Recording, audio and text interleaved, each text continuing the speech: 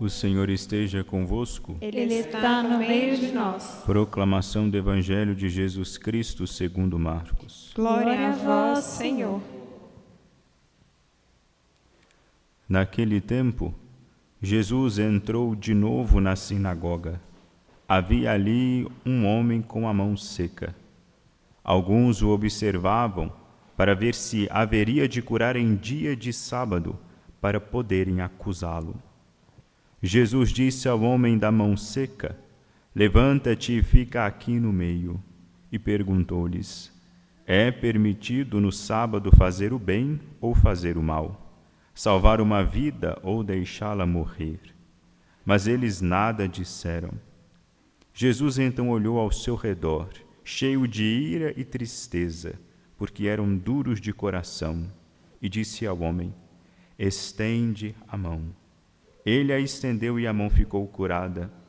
Ao saírem os fariseus com os partidários de Herodes, imediatamente tramaram contra Jesus a maneira como haveriam de matá-lo.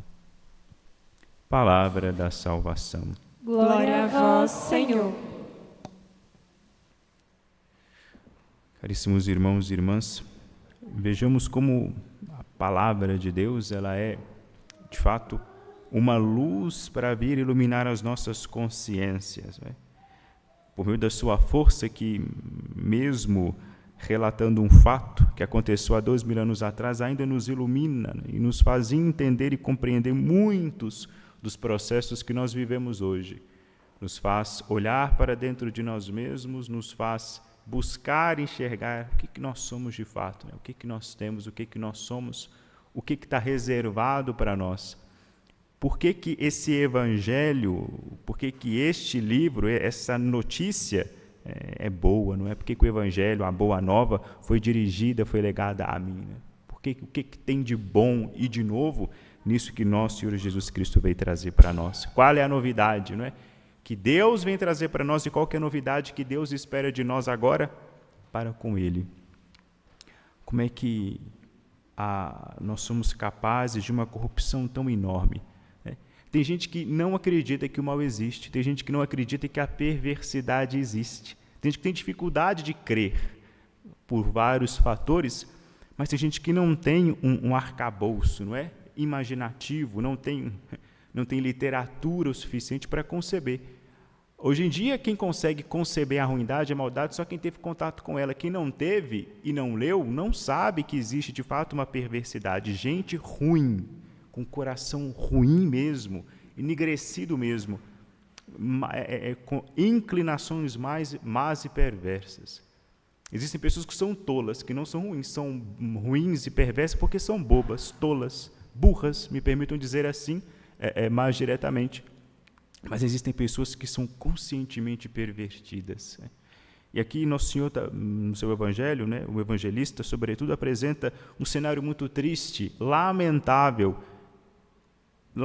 mais ainda porque não ficou recluso nessa, parece que é uma característica que acompanha, como um demônio mesmo, que acompanha o ser humano durante toda a história. Homens e mulheres cairão nesse erro, cairão nessa armadilha, cometerão esse grande vacilo de endurecer o coração, negligenciar, recusar a ver a presença de Cristo diante deles.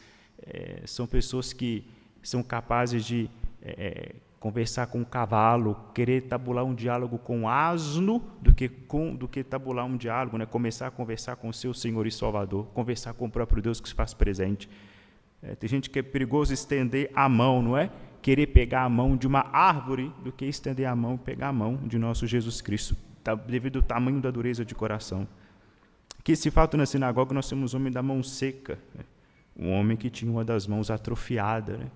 Uma pessoa com a mão atrofiada, ela está impedida de fazer determinados gestos, ela não estende a mão para o outro, não consegue elevar a sua mão a Deus no gesto de louvor, de agradecimento, de oração, não consegue fazer esse gesto aqui, que é o gesto próprio de quem se recolhe dentro de si, uma pessoa atrofiada, não é? E aqui eu estou dizendo de gesto, eu não estou falando dela interiormente, estou falando que uma pessoa atrofiada não consegue nem estender a mão, nem levantar a mão, não consegue fazer determinados movimentos. É uma coisa muito superficial aqui. e como é próprio de Cristo, como bem entendeu João, realizar sinais, não é? Realizar milagres para apontar para o poder que ele tem. Realizar milagres, obras extraordinárias, de modo superficial, ou seja, visível, nesse campo visível, para mostrar outra realidade. Ele realiza coisas sobrenaturais, ou seja, coisas extraordinárias, incomuns. Ele próprio, valendo-se de sua divindade, ele age e opera essas maravilhas, para que nós possamos ver e crer que, de fato, ele tem poder. Uma coisa, parece até que ele é exagerado, não é?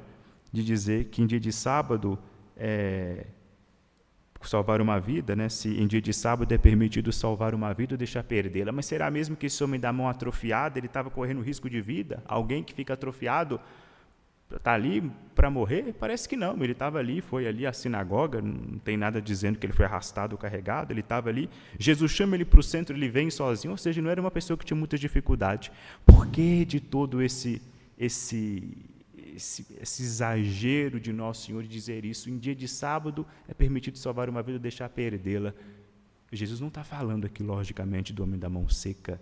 Jesus está falando aqui de quem? Do resto que estava ali, que não era o homem da mão seca. A coisa estava tão feia, tão pervertida, que a maioria, ele faz esse tipo de pergunta. Em dia de sábado, pode salvar uma vida ou deixar perdê-la. O que ele tem como resposta? O silêncio. Uma coisa boba.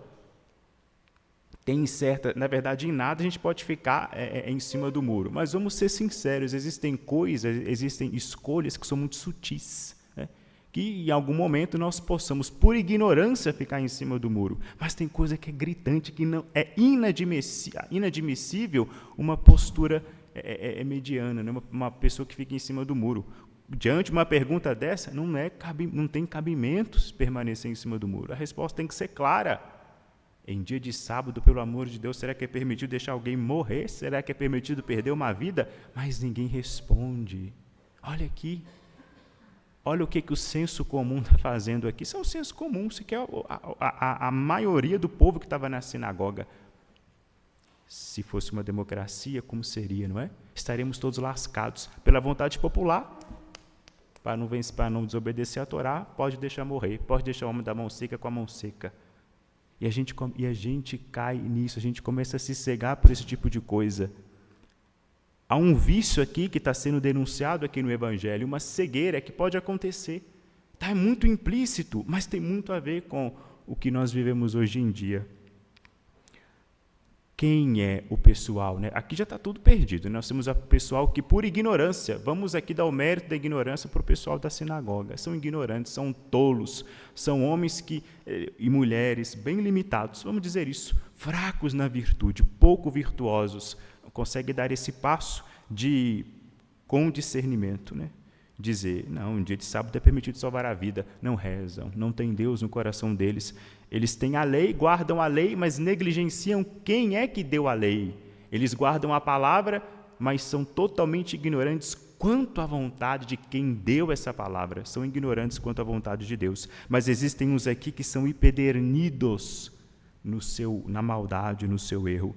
Os fariseus aqui estão unidos aos partidários de Herodes. Olha como é que isso é uma coisa louca. É uma coisa louca. Eles vão agora começar a tramar a morte de Cristo. Viram que Cristo curou o homem da mão seca. Eles viram isso. Mas ainda assim, eles vão sair dali querendo matá-lo. Aqui eles estão todos eles já mergulhados, já enlameados pela perversidade. Herodes, os fariseus, são quem? São os puritanos, são os que guardam a lei, as minúcias da lei. Eles velam pelo comportamento do povo. Se o que está aqui no papel não corresponde com a sua vida, eles condenam. Inclusive, em uma outra passagem no Evangelho, há o fato do apedrejamento daquela mulher adúltera. Ela tinha cometido adultério, então o povo vai lá, endossado sem dúvida alguma pelos fariseus, vão querer lá apedrejar a mulher. Não, nós temos que cumprir a lei. Mas engraçado, quem é o fariseu? Qual o fariseu que levantou o dedo, que abriu a boca para falar contra Herodes, que deitava com a mulher do irmão dele?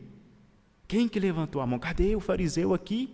Não guarda a lei, não guarda o cumprimento da lei? as minúcias, isso não é uma minúcia, né? Isso não é um cisco, isso é um tronco inteiro, é um homem, um rei do povo de Deus, vive numa situação de adultério. Cadê o fariseu? Pelo contrário, tem pessoas que mesmo sabendo como esse rei é corrupto, são partidários dele, são ainda partidários dele. E os fariseus, os que guardam a moral, o cumprimento da lei, estão aqui unidos aos seguidores, partidores de Herodes, contra nosso Senhor Jesus Cristo, contra Deus. Isso aqui é a postura do mundo.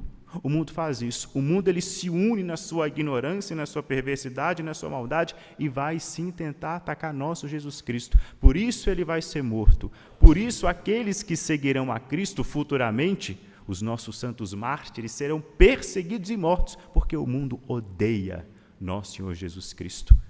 Sabe onde é que a gente percebe esse ódio do mundo, esse ódio que de algum modo existe dentro de nós? O ódio à bondade, o ódio à caridade, o ódio à esperança, o ódio a Deus. Isso nos seduz, porque Satanás ele é astuto, ele nos pega sem que nós percebamos que ele nos pega, ele nos fisga, sem que a gente possa perceber. Como eles aqui, né? Por que existem pessoas aqui, partidários ainda de Herodes, mesmo ele sendo corrupto, então ainda são partidários dele, ou seja, estão do lado dele, concordam com ele, não o contradizem, porque é um vício que nós temos de fugir da responsabilização pessoal. A gente toma algumas coisas, algumas normas, algumas diretrizes éticas que nos custa muito e a gente vai e quer delegar para o outro. Nunca para nós, é o outro que faz. É muito bom ter do nosso lado, ter no nosso meio um imperador, um rei, uma figura pública que tem autoridade, porque aquilo que me é cobrado ajuda aos pobres, por exemplo, eu delego para o governante, não. Ele lá que vai ajudar os pobres. Eu te apoio e você, em contrapartida, vai aí dar esmola, vai fazer isso, fazer aquilo. Aquilo que eu não quero fazer. Limpa a minha consciência. Não, eu apoio fulano e fulano ajuda todo mundo. Então eu me sinto desobrigado. Eu quero alguém que faça as coisas por mim. Hoje em dia está até mais grave. Hoje em dia eu quero até alguém que eduque os meus filhos. Não quero educar meus filhos mais. Eu quero que a escola, o município, seja lá o que for, eduque os meus filhos para mim. Eu fujo da minha responsabilidade. Me é dado o mandamento, e o mandamento me cobra, me custa. E a gente está o tempo todo querendo esquivar daquilo que nos é pedido, daquilo que nos é obrigado. Obrigado por coerência, por justiça. Né? Aquilo que nos é obrigado pela palavra de Deus, pela vontade do nosso Deus, a gente quer delegar. É um vício que ocupa o nosso coração, que nos faz ficar cegos. A gente nunca vai querer abrir mão dessa figura de autoridade. A gente se recusa a crescer, a se tornar adulto na vida, na fé. A gente se recusa a ocupar essa maioridade, porque existem eles, né? Existem esses homens que têm poder, que podem fazer aquilo que eu me recuso a fazer. Se alguém me para, vejam como a coisa é real e é presente. Se alguém me para no semáforo, pedindo esmola, com a maior tranquilidade e consciência, eu vou dizer, não tenho. Mesmo que eu tenha, vou arrancar o carro e vou embora. Por que eu vou fazer isso com tranquilidade e consciência? Não, porque ele vai usar dinheiro para comprar droga. Não, eu já pago o dízimo na minha paróquia. Não, eu vou doar para a instituição tal. Ou eu vou doar para aquele programa famoso que passa na televisão lá, todo final, início de ano, não sei. Não, eu vou fazer alguma outra coisa, uma obra de caridade. Ou seja, olha o que acontece. Ou então, tem gente que passa e diz, não, isso não é problema meu, isso é culpa do Estado. O Estado deixa isso aqui, tem que fazer isso, tem que fazer aquilo para acabar com esse tipo de coisa. E a gente tira a nossa responsabilidade, que é nossa. Não foi dado para o rei somente ajudar o próximo. Quem tem a obrigação de ser o bom samaritano não é só o monarca, sou eu, de modo individual. As boas obras da fé são para mim. Eu as devo cumprir. No momento que eu digo não para essa pessoa que me pede esmola no sinal, eu cometo 2 erros. Primeiro, eu cometo um julgamento. Como é que eu vou dizer? Pode ser que ele vai comprar droga? Pode ser. Pode ser que vá. Pode ser que ele vai comprar bebida? Pode ser que vá. Mas você está alimentando o vício dele? Claro que não. O que ele te pediu? Me dá uma ajuda aí. Ajuda. Você vai dar ajuda. Por que você faz isso? Em primeiro lugar, porque Deus manda, porque Deus pede. É uma questão de justiça. Obediente a Deus, você ajuda, você estende a sua mão para o próximo. Mas agora, sair, né, tranquilizar a minha consciência, jogando sempre a responsabilidade para o outro, sempre fugindo, me esquivando, jogando a culpa para o governante. Não, o governante vai ter que ajeitar, que vai ter que fazer isso aqui. Para mim, eu caio nesse vício de fugir dessa responsabilidade pessoal. É eu que tenho que ver, é eu que tenho que dar conta. Ele apareceu na minha janela, ele apareceu para mim, é a oportunidade que eu tenho. Pode ser que ele morra, pode ser que eu morra. Não é justo que eu mate o pedinte de hoje de fome, pensando eu que eu vou ajudar o pedinte de amanhã. Pode ser que o de amanhã nem apareça, pode ser que eu não apareça, pode ser que eu não esteja lá. Enfim, vejamos aqui como é que esse evangelho vai ressaltando algumas perversidades que todos nós temos. Né? Pode ser que o padre está somente apontando o dedo, não, eu estou dizendo isso como próprio da natureza humana. O padre também é humano, é ser humano como todos vocês, né? Feito de carne, feito de osso, feito de vontade, e até também um combatente contra as próprias perversidades. Isso é comum a todos nós. Eu estou dizendo que isso são tendências que nós temos, somos tentados, tendemos a fazer isso, mas nós temos aqui a ajuda do Cristo, desse sumo sacerdote, da ordem de Melquisedeque, que vem até nós e, por meio do seu sacrifício, nos restaura e nos protege, nos dá força para lutar contra estas perversões. Ele vem para acabar com a nossa sequidão, a nossa atrofiamento não da mão, mas da alma. Ele vem para salvar a vida desses aqui, desses que não responderam, desses que querem matá-lo. A vida que ele quer salvar no sábado, a vida que obrigou Deus a sair do seu descanso, é a vida desses homens e mulheres de almas obscuras, almas empedernidas, da minha alma que está atrofiada. Ele vem como sumo sacerdote, oferecendo o sacrifício do seu próprio corpo, de uma vez por todas, o sacrifício excelente, para que por meio desse sacrifício, que nunca findará, que aconteceu uma vez na cruz, é renovado constantemente aqui, no altar, na missa em que nós celebramos esse mesmo sacrifício, eu, comungando do corpo de Cristo, é por meio disso que eu vou conseguir me livrar desse atrofiamento da minha alma e estendê-la, seja para o outro e, sobretudo, para Deus, nosso Senhor. Para quê? Para que isso?